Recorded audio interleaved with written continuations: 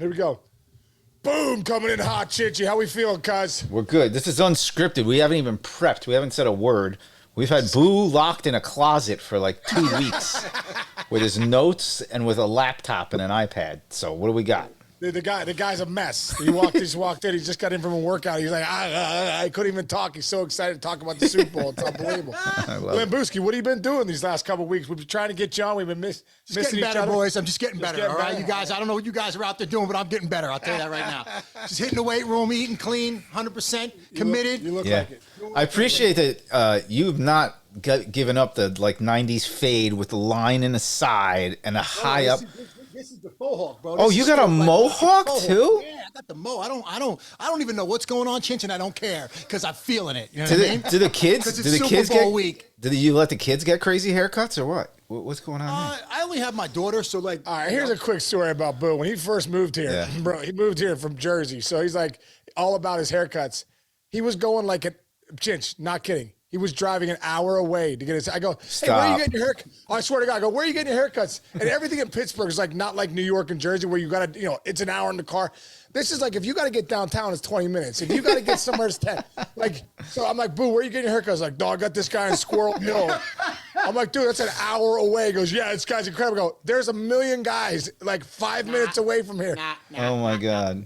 Oh my God. Chinch, coming from the Long Island area, you should understand better. Like, I will travel to get my hair cut. One of the funny things is playing baseball all those years you're on the road. So, like, one of the first things I would do when I get to town is, like, I got to find somebody that can blade me up. Like Chinch. I mean, it's the blade. It's the thing. And one day my wife, who, she does extensions and she's been in the hair her whole life. She's that's right. Let me try to work the blade on you. I'm like, nah.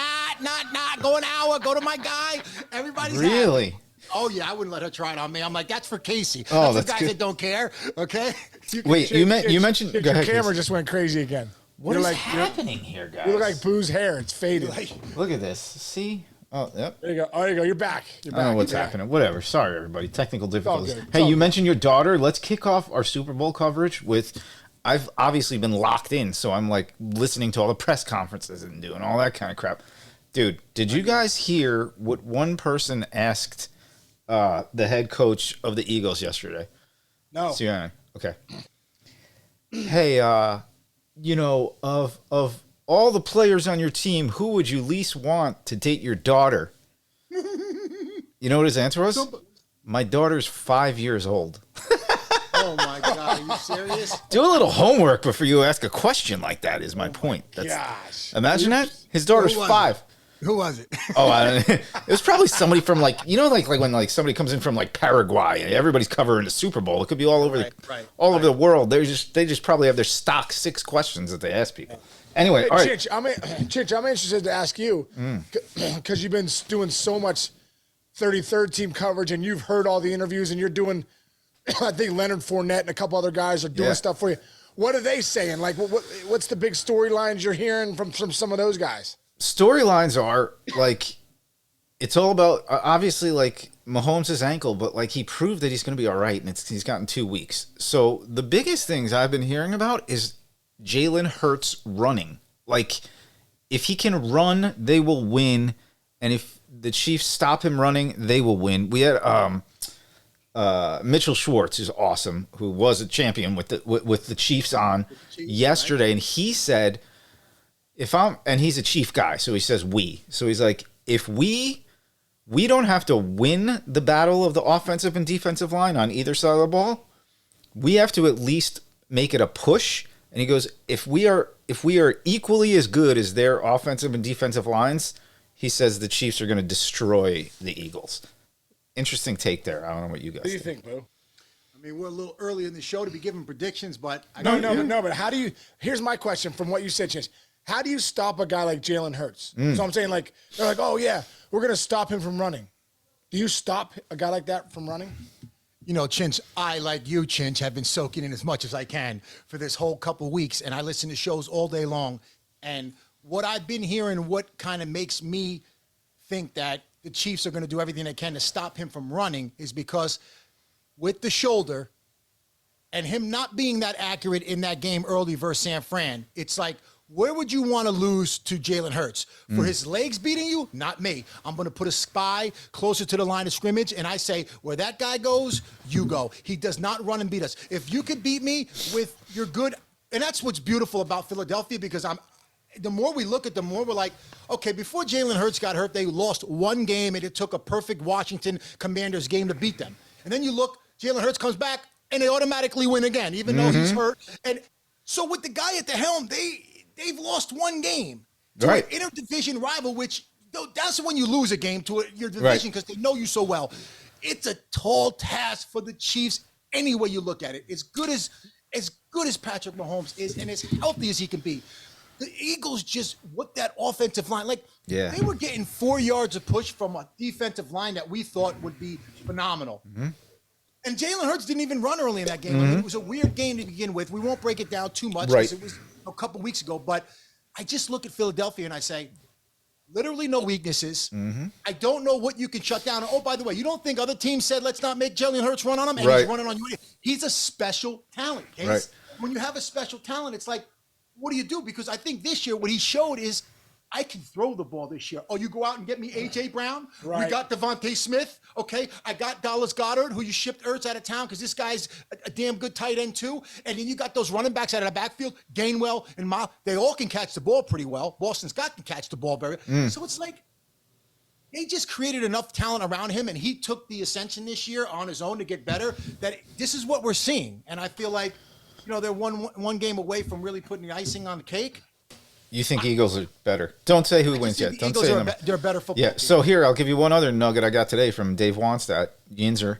Love Dave. Hey, Dave. Now, Dave. Now, by the way, Dave Wanstadt, defensive genius, right? At Miami with Jimmy Johnson, at Dallas with Jimmy Johnson. We all know his resume. Yeah.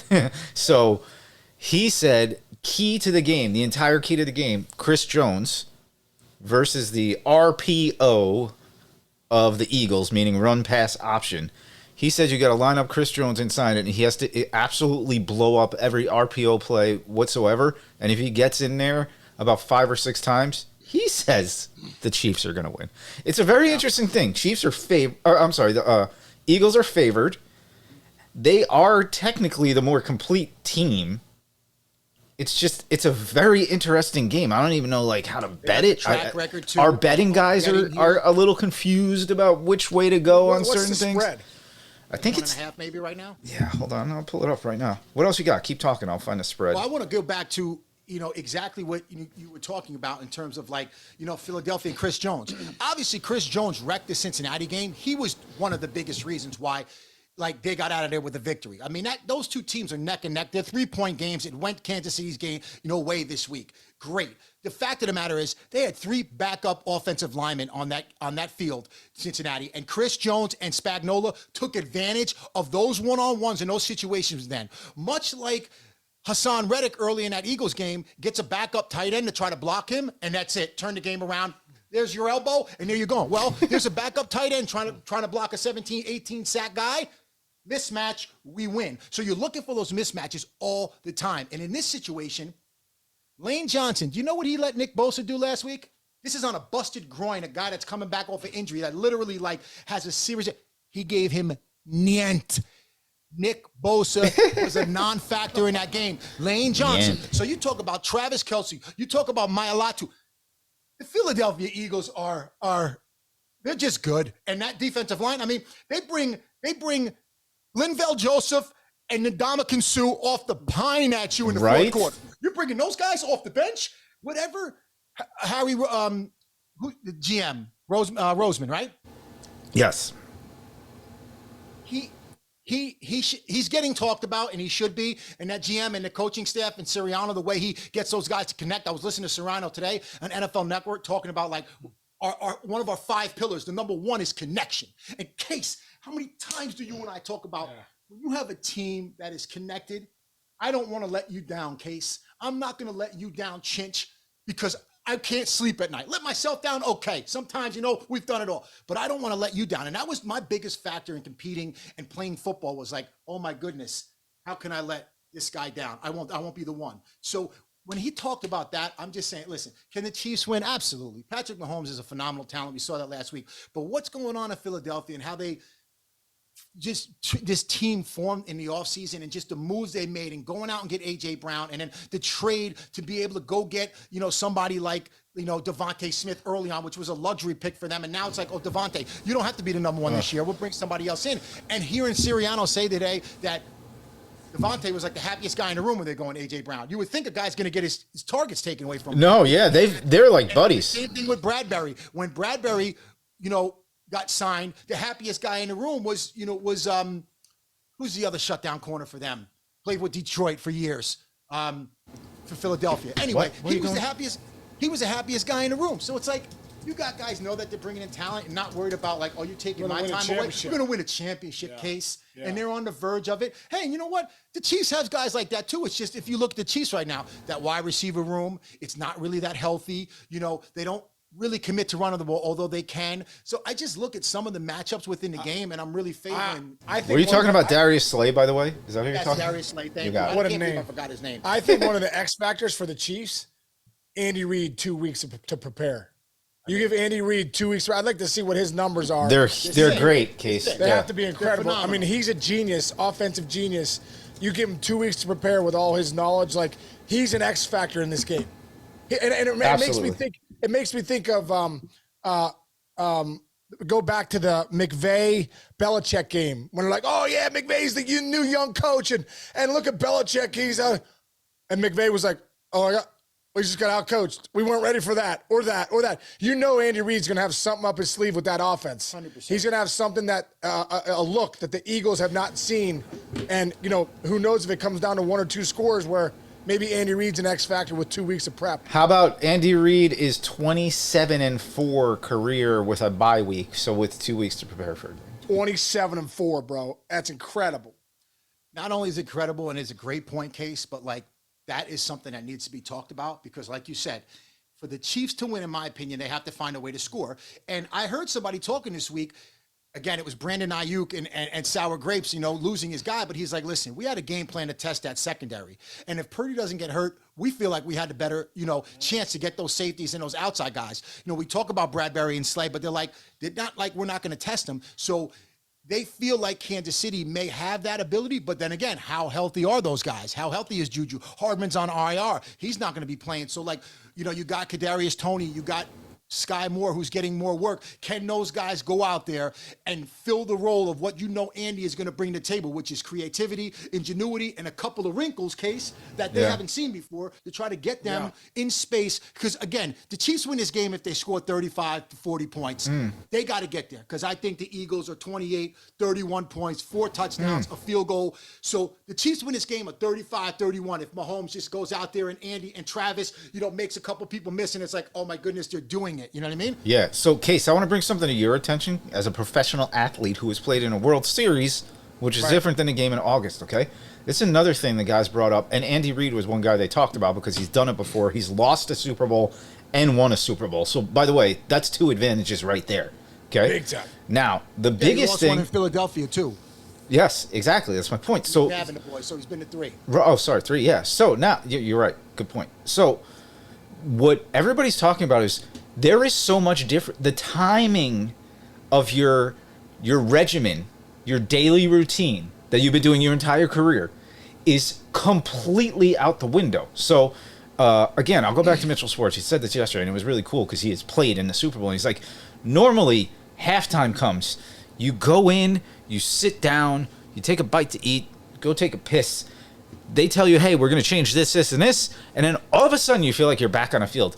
Super Bowl is like 40 minutes, like at halftime. Think about the halftime show to get all that shit on the field, get it off. Even before that now, don't forget, you got color guards. You got like 9 different national anthems now that we're all woke, right? And you got like a bunch of shit going on. And so one of the biggest challenges for all these players is, I'm in a Super Bowl. I'm running out onto the field. Think about a Case. You run off in Detroit. You run to first base, and the crowd's going crazy, and you're starting a game.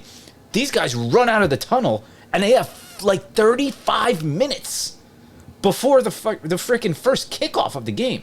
And so how as a professional athlete, do you pull that shit back, Sean? You know what I'm saying? Yeah. Like, and there's similarities. Were there similarities in a World Series? Big time. Well, the World Series, I remember going out to batting practice the first day. I'm like, what are all these people doing on the field? Like, back up. I got to get my swings in. I got a whole routine. Like, what are all these people doing here? The other thing too was, like, everybody wants to come. Family members want to come to the tickets, dude. It's like, oh my God. And then when you buy for us, when you buy tickets, you have to buy the whole series. It's a nightmare. But like, people are asking for this ticket. So that's on your mind too. And you're hoping maybe you have somebody that can help you with that. And the traveling secretary, that's where they come in a big way. But more people than ever are like, bro, any chance to get a couple tickets? Any chance? You're like, oh my God, you want to turn your phone off. You want to run it over, throw it in the freaking river. You got cousins. You didn't even know where your cousins. It's incredible. There's a lot more distractions. And that timing stuff, because listen, at the end of the day, your routine and your process before the game is everything. It's everything. It really is. Like, I used to do something before the games, Chinch, at 6 o'clock. I used to go in, and I've told you this before. I used to go in, read a scripture in the Bible, read the mental game of baseball, and do a 10-minute meditation, like breath work. Well, I realized earlier in my career, somebody like, hey, so-and-so wants an interview at 6, so-and-so, and I'd go do it. And then I'd miss that thing. I'd be off, dude. I would be so off. Like, the rest of my game was like, oh my God, why am I so uneasy? Hey, you missed your 6 o'clock routine. So moving forward, I told Rob Butcher, the PR guy, I said, hey, listen, I just want to let you know, I'm not available from 6 o'clock on. If you want me to get me any interviews, it's got to be 5:45 or earlier, because at 6 o'clock, my game time starts. Like, I'm getting myself ready for 7:05 the first pitch. So I think it's going to be an adjustment for these guys, dude, especially the guys that haven't been there before. I think that's an advantage for like a Mahomes and a Kelsey and these guys, Andy Reid, who've been there, that have been there. They can prepare their guys to say, hey, listen, the routine is going to be a little different. That's a great point, because creatures of habit. Yeah, I remember as a Giants fan, Michael Strahan, when the Giants got to the Super Bowl with Kerry Collins and got smoked by the freaking Ravens for absolutely no reason. By the way, if Jesse Armstead wasn't called for that penalty, that would have been a different game. That's a whole other story. However, I remember him saying, You're not bitter about that, are you, Jim? No, not at all. But that, he's right. Yes, I am right.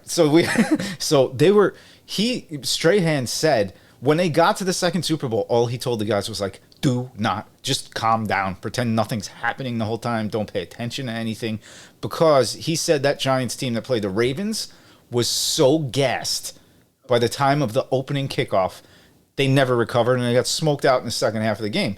So it's a perfect example. And then, of course, they go back, and now you're there with Eli, and you're facing Tom Brady and win. That experience, undefeated Tom Brady. Yeah, exactly. And that experience, like you said, Boo, like the experience of having been in the room, like this isn't the first time.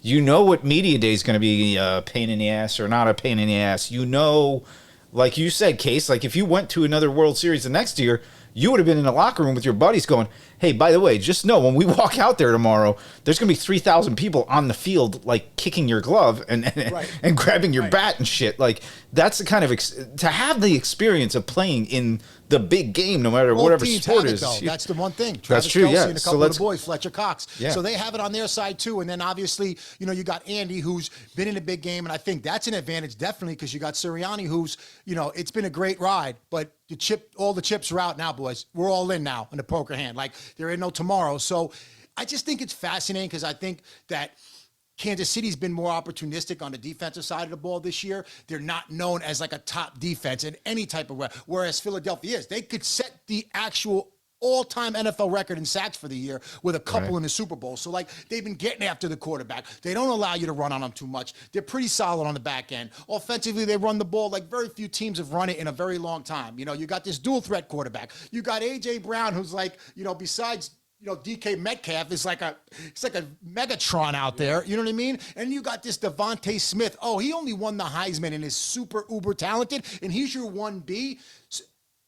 Kansas City needs a couple of those, like up, fumble, up. Something has to happen for Philadelphia to be like, okay, this is not our game. Like, what's happening? No, generally here? And then speaking, they can roll with it. Everybody's on Philly. Like, Philly's the better overall team.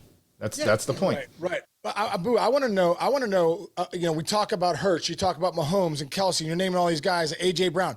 Who are the X factor guys that, like, man, I can't believe, he was he changed the game. Who are the X factor guys in this game that maybe nobody's talking about?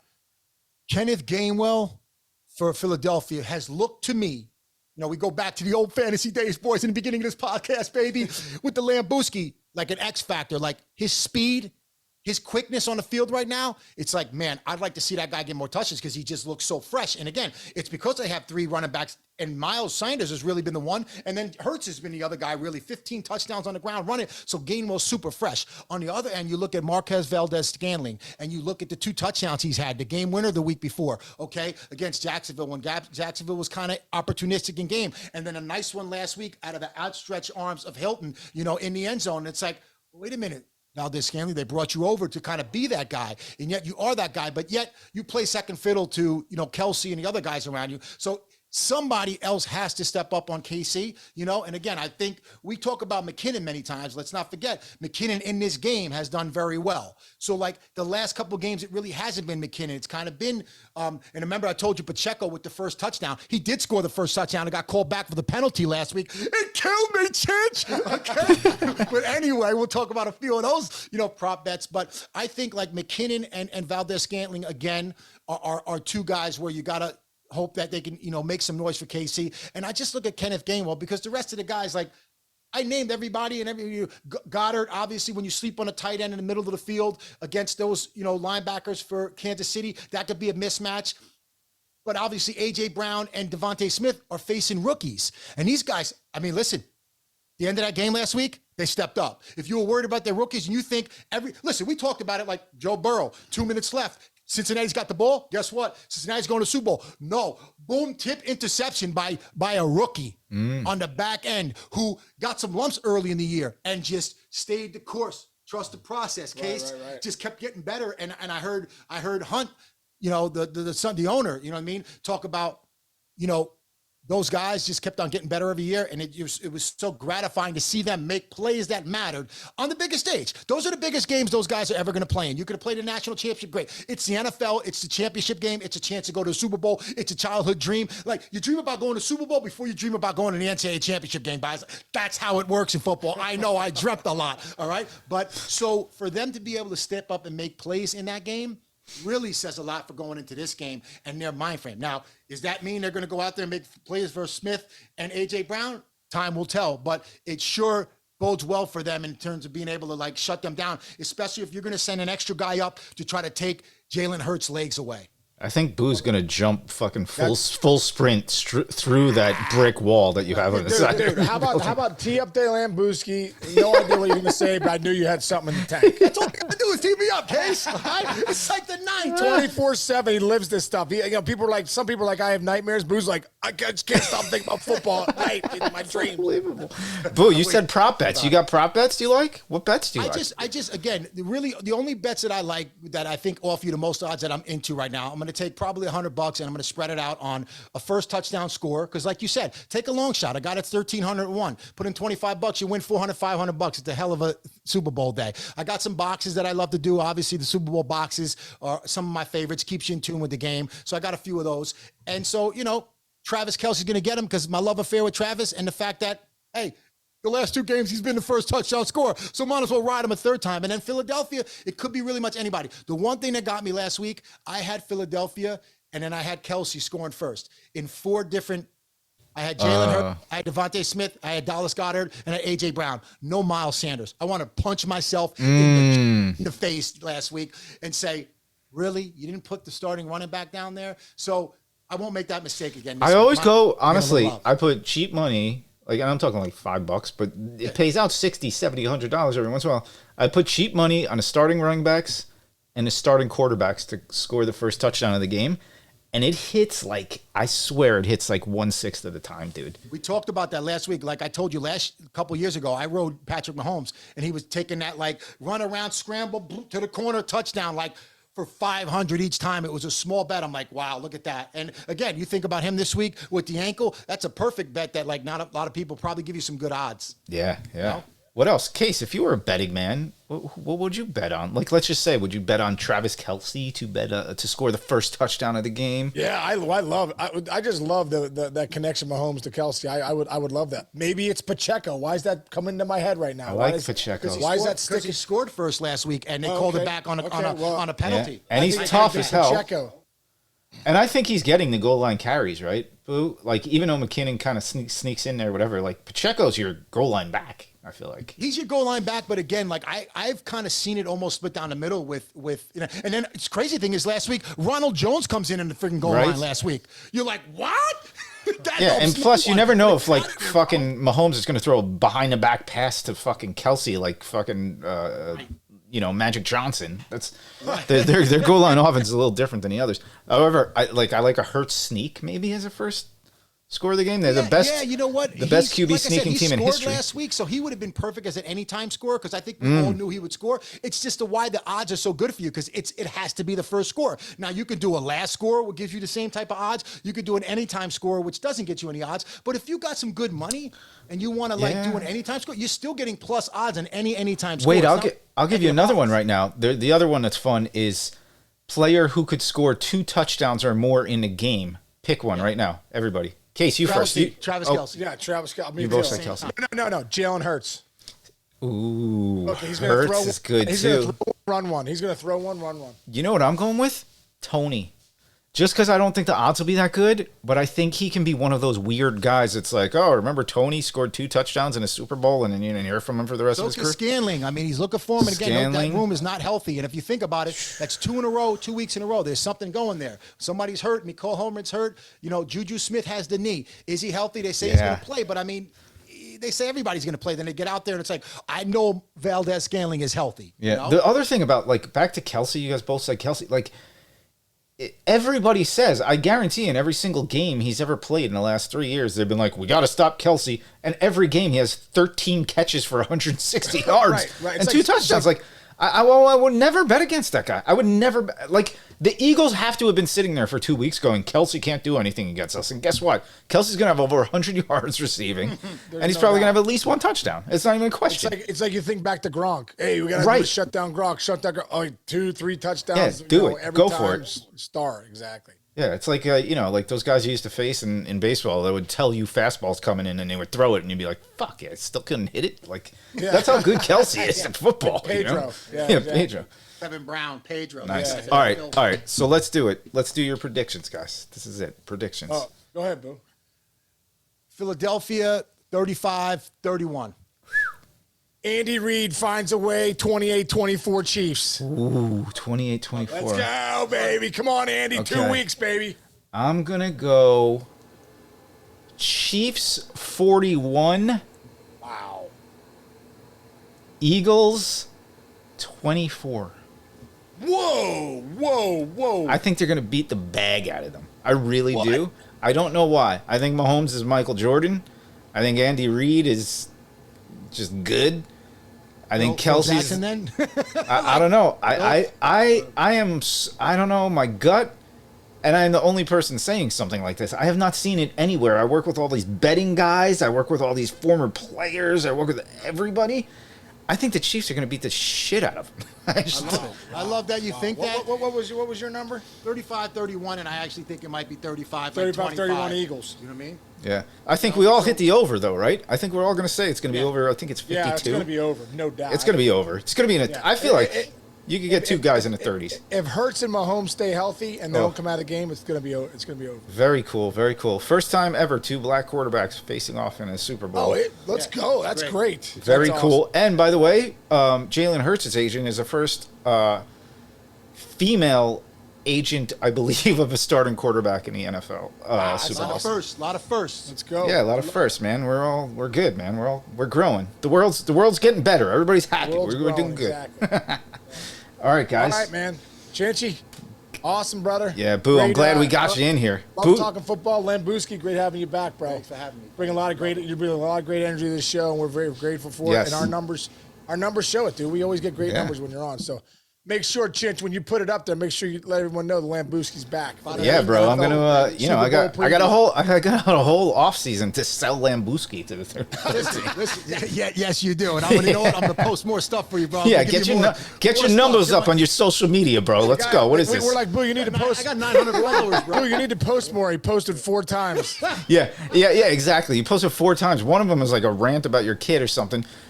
Everybody go follow the Big Lambooski on Twitter and try to get him a job. Post more, but you have to follow your scene. Dude. Okay. Dude, we're gonna get it going. But listen, what are you doing for the Super Bowl, Chinch? Me? I'm working, but me and my wife, we hang out. She cooks. She makes Jess cooks all day. She makes 3,000 appetizers. Give me that address when you get a chance. There you go. Homemade pretzels. I'm solo this Sunday. Jess makes homemade pretzels that are better than any pretzel you get at a ballpark. It's so good. Dude, come on. Tell Jess I need to come over. Come on, don't tell me. I'm serious, dude. Next time we come out there, Sarah and I, we want to come to your house. We want Jess to cook. Yes. Well, you're always invited. You never come. That vino in the background, too. Throw that out there for us. There you go. Yeah, a little bit of that right there. There you go. Nice. Little red wine and pretzels all day. Let's go. All right, fellas. Let's have fun this weekend, See you, boo. man. Buddy.